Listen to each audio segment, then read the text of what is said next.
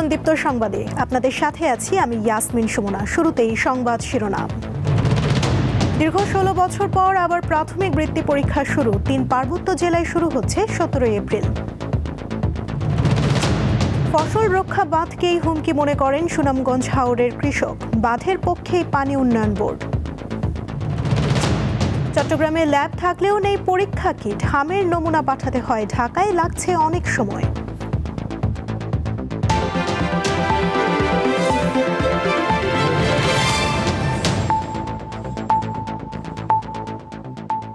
এবারে বিস্তারিত। দীর্ঘ ১৬ বছর পর আজ থেকে সারা দেশে একযোগে ২০২৫ সালের স্থগিত হওয়া প্রাথমিক বৃত্তি পরীক্ষা শুরু হয়েছে। সূচি অনুযায়ী প্রথম দিনে অনুষ্ঠিত হয় বাংলা বিষয়ের পরীক্ষা। সকাল ১০টায় শুরু হওয়া পরীক্ষা শেষ হয় বেলা 12:30টায়। তবে আজ দেশের ৩ পার্বত্য জেলা রাঙামাটি, খাগড়াছড়ি ও বান্দরবানে পরীক্ষা শুরু হয়নি। এসব জেলায় আগামী ১৭ এপ্রিল গণিতের মাধ্যমে পরীক্ষা শুরু হবে। এছাড়া বিশেষ চাহিদা সম্পন্ন পরীক্ষার্থীদের জন্য নির্ধারিত সময়ের অতিরিক্ত ৩০ মিনিট সময় বরাদ্দ রাখা হয়েছে। এর আগে ২০০৮ সালে সর্বশেষ প্রাথমিক বৃত্তি পরীক্ষা নেওয়া হয়। ২০০৯ সাল থেকে প্রাথমিক শিক্ষা সমাপনী বা পিইসি পরীক্ষা শুরু হওয়ায় আলাদা করে বৃত্তি পরীক্ষা নেওয়া হতো না।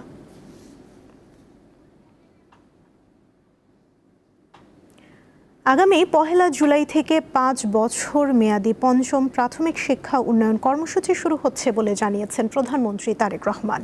বুধবার সকালে জাতীয় সংসদে এক প্রশ্নের জবাবে তিনি একথা জানান। এর আগে স্পিকার হাফিজ উদ্দিন আহমদের সভাপতিত্বে সংসদের অধিবেশন শুরু হয়। প্রশ্নোত্তর পর্বে প্রধানমন্ত্রী আরও জানান, পর্যটন খাত এগিয়ে নিতে পায়রা কুয়াকাটা ইকো ট্যুরিজম পরিকল্পনা করা হচ্ছে। এছাড়া প্রতিরক্ষা ব্যবস্থা সুদৃঢ় রাখতে সরকার সশস্ত্র বাহিনীর সক্ষমতা বৃদ্ধি ও সময় উপযোগী শক্তিতে রূপান্তর করার বিভিন্ন পদক্ষেপ নিয়েছে। প্রধানমন্ত্রী বলেন, সেনা, নৌ ও বিমান বাহিনীর জন্য উন্নত অস্ত্র, আধুনিক যুদ্ধ বিমান, নৌযান ও সাবমেরিন, আকাশ প্রতিরক্ষা ব্যবস্থা এবং অত্যাধুনিক নজরদারি প্রযুক্তি সংযোজনের উদ্যোগ নেওয়া হয়েছে।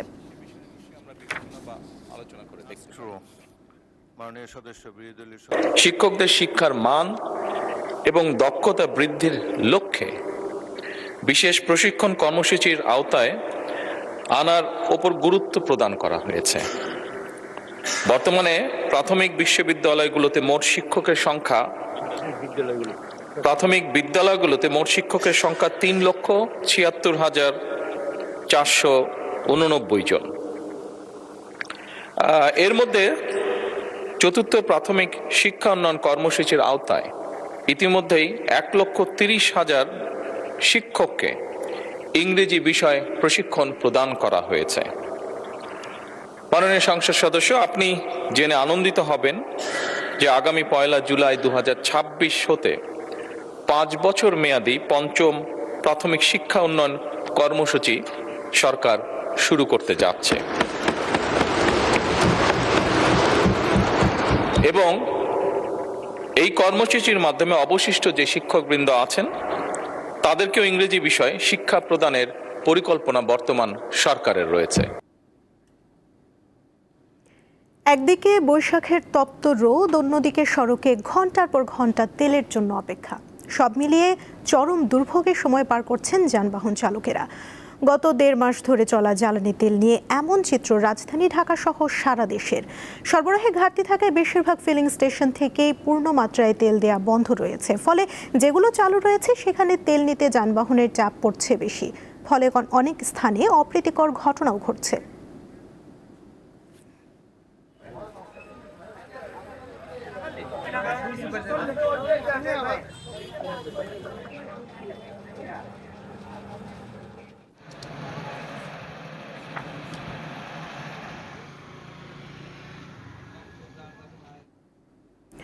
শত কোটি টাকা ব্যয়ে নির্মিত ফসল রক্ষা বাঁধই এখন সুনামগঞ্জে হাওরের ফসল নষ্টের অন্যতম কারণ বলে মনে করেন কৃষকরা। অপরিকল্পিতভাবে বাঁধ নির্মাণের কারণে এই অবস্থা তৈরি হয়েছে বলে মত তাদের। তবে অভিযোগ নাকচ করেছে স্থানীয় পানি উন্নয়ন বোর্ড। আমি এখানে বইয়া আমার ক্ষেতের সামনে আমি বইয়া আল্লাহ করো, আমার ক্ষেতটা তো ফাইনাল লিয়া গেছে কি, তা আমি অনেক কিতা করি, ওই আমি খান্দাকুটি করে বইয়া রয়েছি, আর অনেক আমার কোনো উপায় নাই। এলাকার বাচ্চারা পড়াশোনায় করাইতাম কিরকম, এই যে দেখুন ভাই, এই যে ধানটা আশা আশা পানি তুলে যার এই বান দেওয়া আপনার তো ক্ষতি হয়েছে, লাভ হয়েছে না। লাভের লাগে কৃষকের লাগে বান দেওয়া হয়েছে, কিন্তু বান দেওয়ায় একটু পানিও যায় না, আর সম্পূর্ণ পানি দেশের বৃষ্টি জন্য আমার ক্ষেতটা ধ্বংস হয়ে যায়। কৃষকদের এমন স্বপ্ন ভাঙার গল্প এখন সুনামগঞ্জের ঘরে ঘরে। যে বাঁধ রক্ষা করার কথা ছিল ফসল, সেই বাঁধেই কাল হয়ে দাঁড়িয়েছে কৃষকদের। আমার 18-16 একর জমি পানি চলে গেছি, মাত্র 5 একর জমি আছে বাসা, এটিও যাওয়ার পথে। এই বানটা তো ছাড়তো, তাহলে তো কিছুটা তো অন্ততপক্ষে খাওয়ার রিজার্ভটা তো অন্ততপক্ষে তোলা গেল না। যে পানিতে চলে যেতেছে ধানগুলা, এগুলা কিছু করার মতো না। এগুলো গরুরা কাটিয়া গরু ছাগলের ঘাস হিসাবে নিতেছি আমরা। এমন অবস্থা, প্রশাসনের কাছে বারবার যাওয়ার পরে প্রশাসনের কোনো পদক্ষেপ নিতেছে না। হাওর বলতে এই দিনের বেরিবাদ দেওয়াইছে, বেরিবাদ তো দেওয়ানি অর্থটা থেকে হইলো হাওর বাঁচানি। কৃষকদের সারা বছরের একমাত্র পুঁজি এই ফসল রক্ষা করতে সংশ্লিষ্ট কর্তৃপক্ষ কি ধরনের উদ্যোগ গ্রহণ করছে, চলুন জেনে আসি সেটি।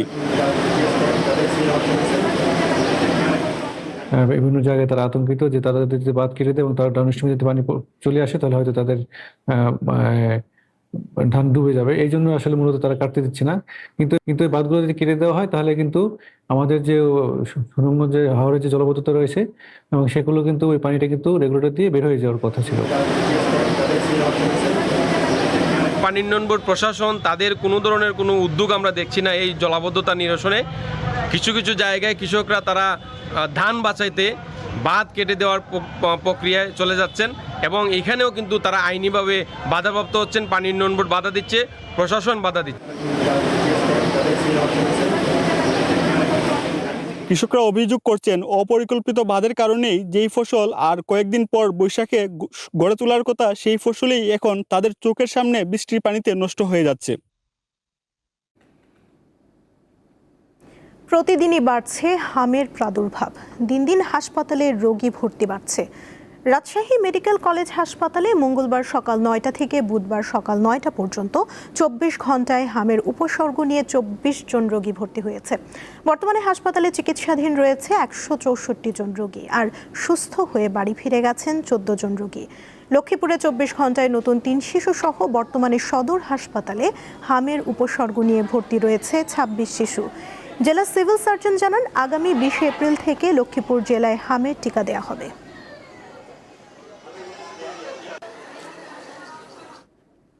এবারে কেওয়াই স্টিল চট্টগ্রাম সংবাদ।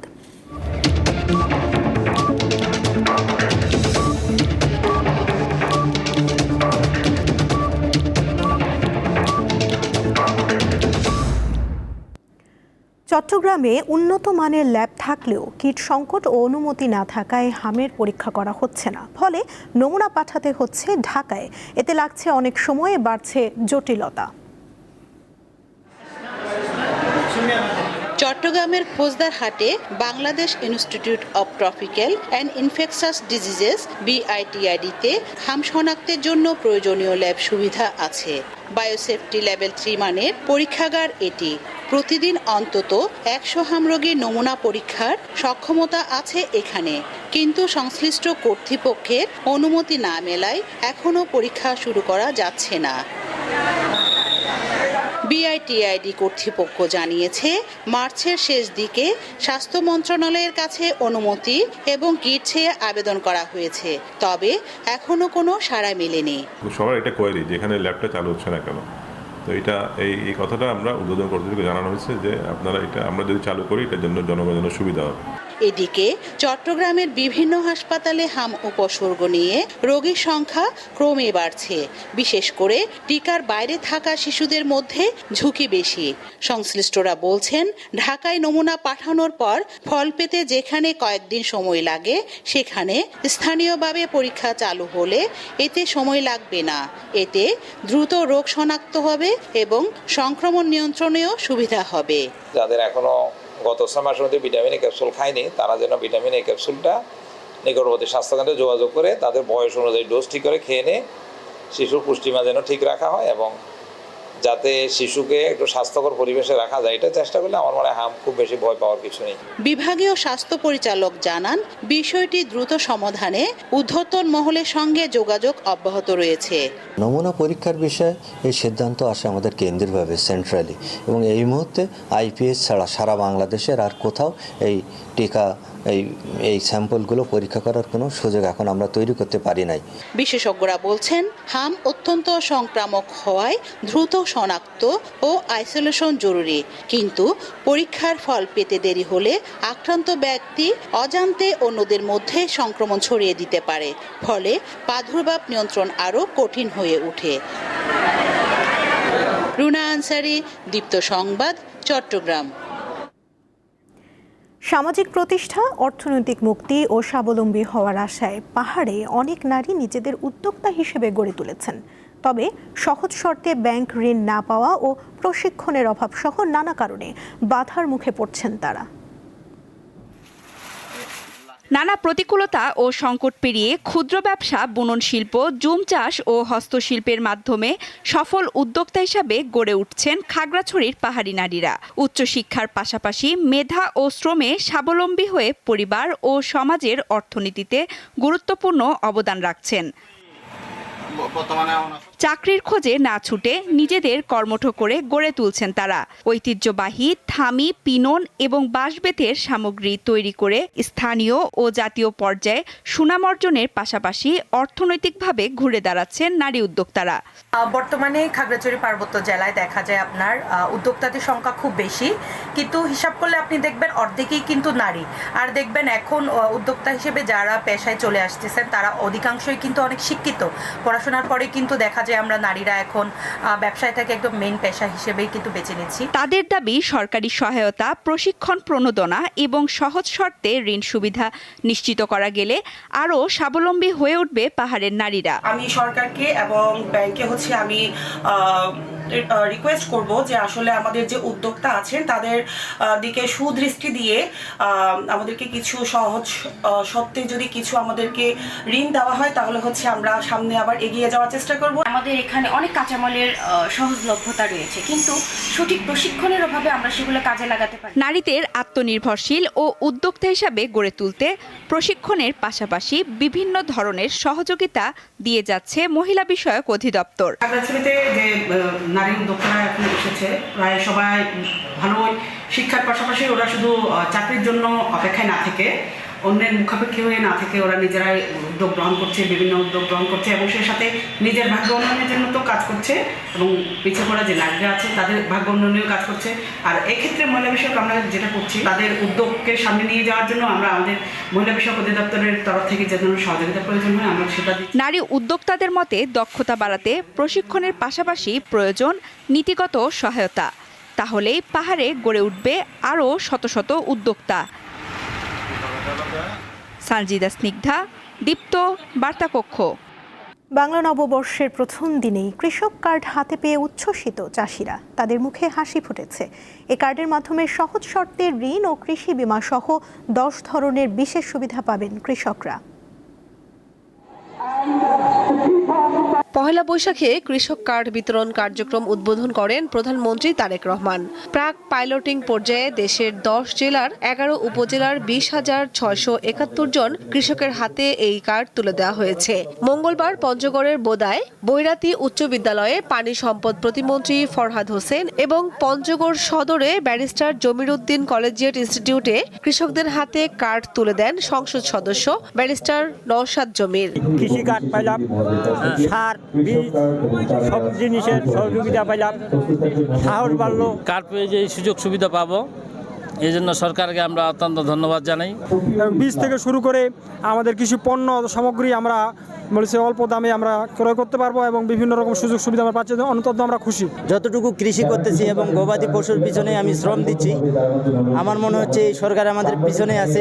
এই কার্ডের মাধ্যমে সহজ শর্তে ঋণ, কৃষি বীমা সহ 10 ধরনের বিশেষ সুবিধা পাবেন কৃষকরা। ইনশাআল্লাহ আগামীতে 2,75,00,000 যে কৃষক আমাদের দেশে আছেন রেজিস্টার্ড, তারা যখন এই কৃষক কার্ডটা সবাই পেয়ে যাবেন তখন তাদের জীবন ব্যবস্থা, তাদের ব্যাংকের সঙ্গে যে সম্পর্ক, তাদের বিভিন্ন প্রতিষ্ঠানের সঙ্গে যে সম্পর্ক, এই সম্পর্কগুলো আরো বেশি মজবুত হবে। টাঙ্গাইলে কৃষক কার্ড পেয়েছেন 115 জন। কার্ড পেয়ে খুশি সবাই।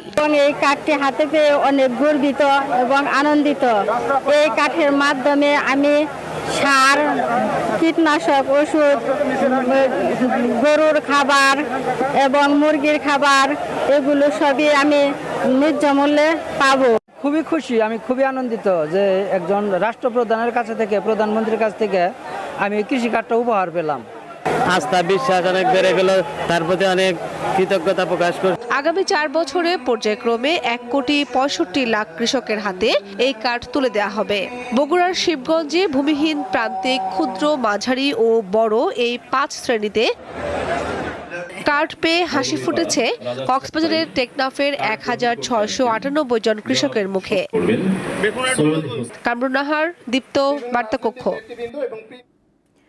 কুমিল্লায় কাস্টমস এক্সাইজ ও ভ্যাট কমিশনারেটের উদ্যোগে আমদানি নিষিদ্ধ ও ব্যবহার অনুপযোগী বিপুল পরিমাণ পণ্য ধ্বংস করা হয়েছে। ধ্বংসকৃত পণ্যের মধ্যে ছিল প্রধানমন্ত্রীর ত্রাণ তহবিল থেকে ফেরত আসা ব্যবহার অনুপযোগী শাড়ি ও 3 পিস, মেয়াদ উত্তীর্ণ খাদ্য সামগ্রী, বিজিবি কর্তৃক জব্দ করা আমদানি নিষিদ্ধ বাজি, অবৈধ ঔষধ এবং IMEI নম্বরবিহীন ব্যবহৃত ও খোলা মোবাইল ফোন। বুধবার দুপুরে কাস্টমস এক্সাইজ ও ভ্যাট কমিশনারেট কুমিল্লার আয়োজনে কুমিল্লার আদর্শ সদর উপজেলার কাপ্তান বাজার গোমতীর চরে এই কার্যক্রম সম্পন্ন হয়। সংশ্লিষ্ট কর্মকর্তারা জানান, জনস্বাস্থ্য ও নিরাপত্তার স্বার্থে এবং অবৈধ পণ্যের বিস্তার রোধে নিয়মিত এই ধরনের অভিযান পরিচালনা করা হচ্ছে। মাছের প্রজনন ও বেড়ে ওঠা নিশ্চিত করা এবং বঙ্গোপসাগরের জীববৈচিত্র্য রক্ষায় দেশের সামুদ্রিক জলসীমায় শুরু হয়েছে সব ধরনের মাছ শিকারে নিষেধাজ্ঞা। গত মধ্যরাত থেকে শুরু হওয়া এই নিষেধাজ্ঞা আগামী 11 জুন পর্যন্ত কার্যকর থাকবে। জেলেরা জানিয়েছেন, তাদের অনেকেই তেল সংকটের কারণে সাগরে মাছ শিকারে যেতে পারেননি। তার উপর নতুন এই নিষেধাজ্ঞার কারণে কর্মহীন হয়ে দুশ্চিন্তায় পড়েছেন তারা।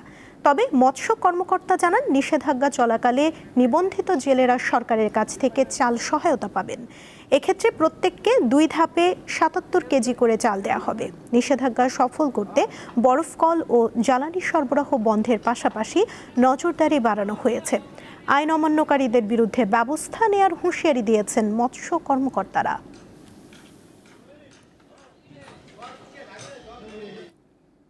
আন্তর্জাতিক প্রসঙ্গ। যুক্তরাষ্ট্র ইরান সংঘাত নিয়ে নানামুখী বক্তব্য প্রদান অব্যাহত রয়েছে।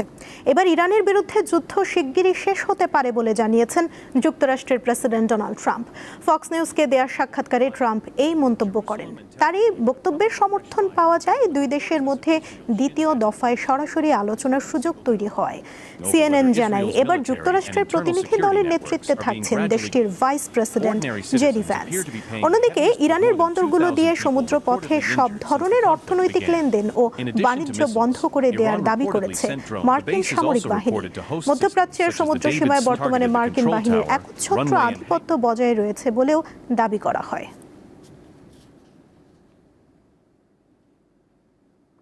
খেলার খবর। 17 এপ্রিল থেকে মিরপুরে শুরু হবে বাংলাদেশ নিউজিল্যান্ড দলের ওয়ানডে সিরিজ। তার প্রস্তুতি হিসেবে অনুশীলন করেছে 2 দল। IPL-এ ব্যস্ত থাকায় বাংলাদেশ সফরে আসেননি নিয়মিত অধিনায়ক মিচেল স্যান্টনার, অভিজ্ঞ গ্লেন ফিলিপস, ডেভন কনওয়ে, ফিন অ্যালেনের মতো তারকা ক্রিকেটাররা। সিমন্স মনে করেন, তারুণ্য নির্ভর দল নিয়ে কিউইরা বাংলাদেশকে ভিন্ন চ্যালেঞ্জ দিতে পারে, তবে তার দলও সবকিছুর জন্য প্রস্তুত। গত 13 এপ্রিল ঢাকায় এসেছে নিউজিল্যান্ড দল। আজ প্রথমবারের মতো অনুশীলন করে তারা। পরে সংবাদ সম্মেলনে দলের প্রতিনিধি হয়ে আসেন কোচ রব ওয়াল্টার। সেখানে কথা বলেন প্রতিপক্ষ স্বাগতিক দলের পেস ইউনিট নিয়ে। স্পিনিং উইকেট বানানোর দরকার নেই বলেও মনে করেন তিনি। দীপ্ত সংবাদ শেষ করার আগে শিরোনামগুলো জানিয়ে দিচ্ছি আরও একবার। দীর্ঘ 16 বছর পর আবার প্রাথমিক বৃত্তি পরীক্ষা শুরু। 3 পার্বত্য জেলায় শুরু হচ্ছে 17 এপ্রিল। ফসল রক্ষা বাঁধকেই হুমকি মনে করেন সুনামগঞ্জ হাওরের কৃষকরা। বাঁধের পক্ষে পানি উন্নয়ন বোর্ড। চট্টগ্রামে ল্যাব থাকলেও নেই পরীক্ষা কিট। হামের নমুনা পাঠাতে হয় ঢাকায়, লাগছে অনেক সময়।